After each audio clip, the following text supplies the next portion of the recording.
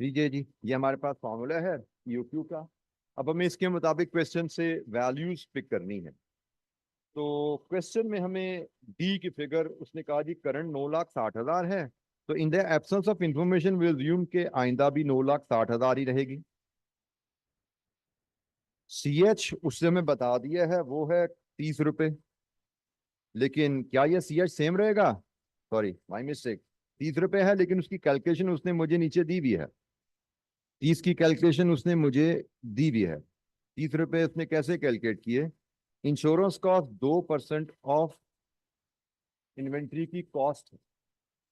और जब इन्वेंट्री की कॉस्ट 1160 पे चले जाएगी तो 2% ऑफ 1160 क्या 18 रुपए ही रहेगा? बताओ जरा। 2% ऑफ 1160। जी बेटा।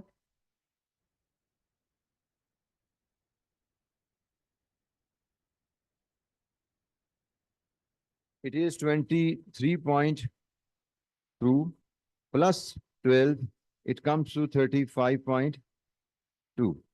ये है हमारी सी एच रिवाइज होके, क्योंकि जब कॉस्ट 1160 होगी। अच्छा, वेयर हाउसिंग की जो कॉस्ट है ना वो स्पेस ऑक्यूपाइड है, उसका ताल्लुक इन्वेंट्री वैल्यू से कॉस्ट से नहीं।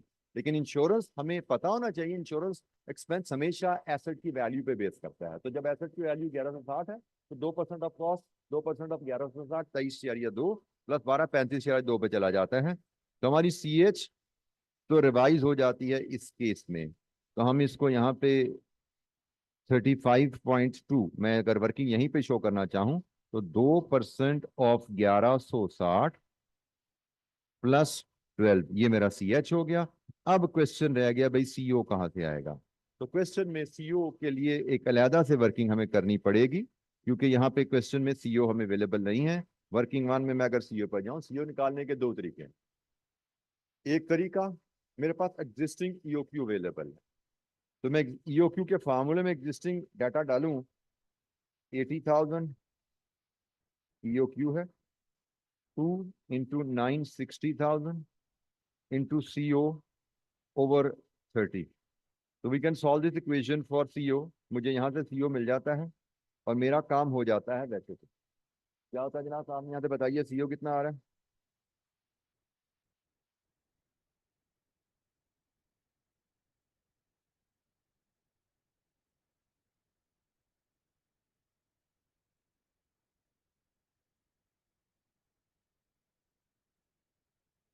जी भाई, क्या आया सीओ?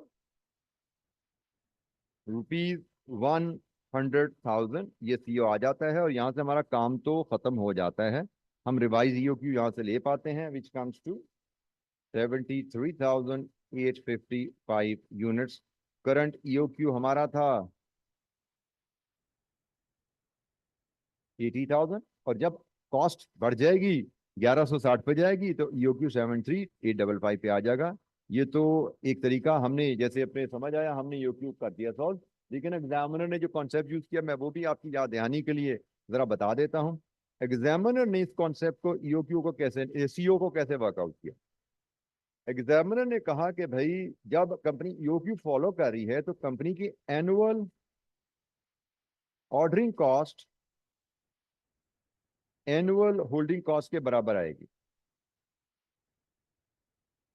जो कि हम कैलकुलेट कर सकते हैं।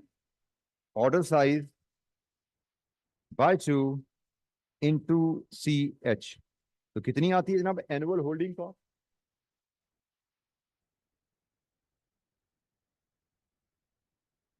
12 लाख। यहां से आ गई एनुअल होल्डिंग कॉस्ट, और इस एनुअल होल्डिंग कॉस्ट जो कि एनुअल ऑर्डरिंग कॉस्ट के बराबर है, इसको यूज करके हम कॉस्ट पर ऑर्डर, या जिसको हम सीओ कह रहे हैं, वो मैयर कर लेंगे। Which will be annual ordering cost divided with number of orders in a year. और number of orders in a year होंगे 960,000 डिमांड है, 80,000 का ऑर्डर साइज है, सॉरी 80,000 का ऑर्डर साइज है। तो यहां से हम number of orders in a year ले लेते हैं।